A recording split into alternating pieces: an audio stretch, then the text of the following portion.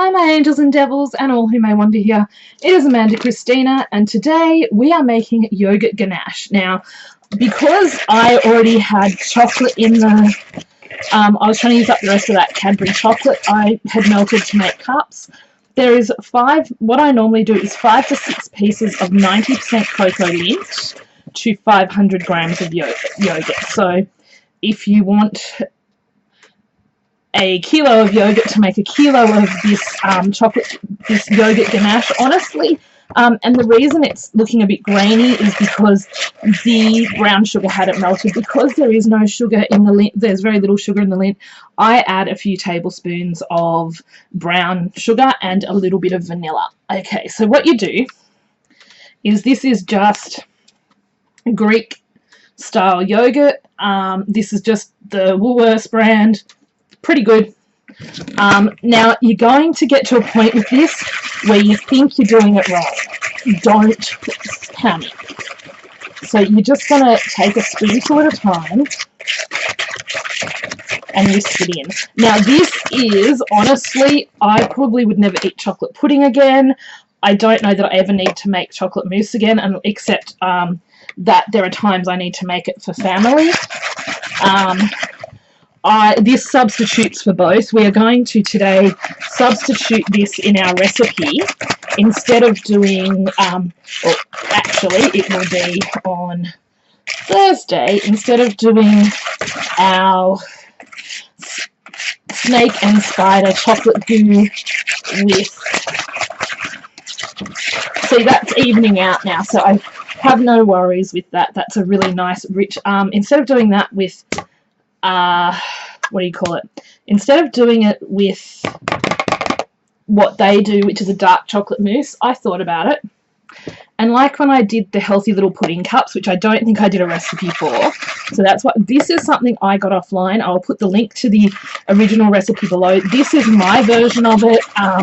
If you don't want to add the sugar, if you wanted to add stevia or something else, you can. I'm not a huge fan of the aftertaste in stevia, although I do have to try it for baking. I haven't done that yet.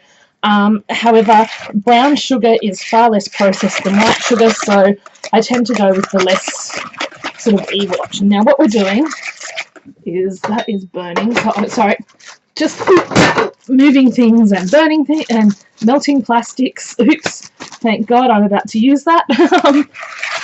Okay, so basically what you can see is that this is making a sort of moussey like texture.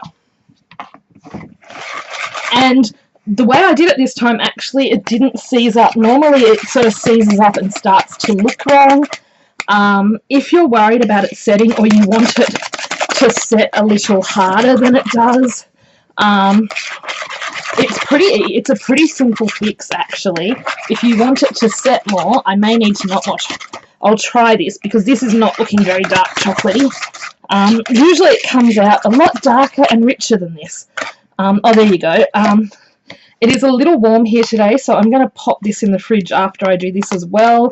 I had trouble with my chocolate cups. It's just being one of those days where it is a little too hot, so I'm going to have to open my house up. I'm trying to get this done before Mary does her 5-hour live stream. If you're not following Mary Amber on here or on any of her social media, you really should. She does geek pop songs, so for anyone who enjoys Doctor Who music, who loves Pokemon, who loves, gosh, Harry Potter,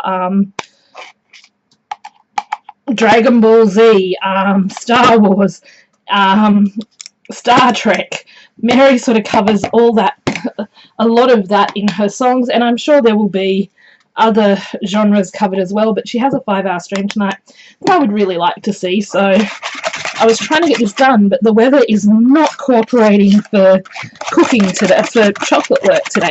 So basically we've taken the whole pot and we've mixed it in, and we have this really nice moussey looking dessert. Now, if you want this to set, as I said, just add in a tablespoon of coconut oil as you're melting your chocolate. Just be aware it may start to burn the chocolate. Of course, I'm getting this dress dirty. Okay.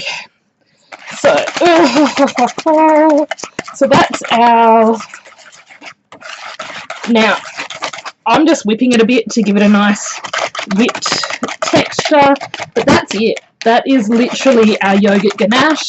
That took all of, you know, you can melt your chocolate in the microwave if you want to. You can do it in a pan. It just depends on what you've got. But honestly, that took all of 5 minutes to make. And once you put this in the fridge and let it set a bit, I can promise you, you are going to be wanting to eat this morning, noon, and night. It's really rich, so a spoonful is often plenty, honestly.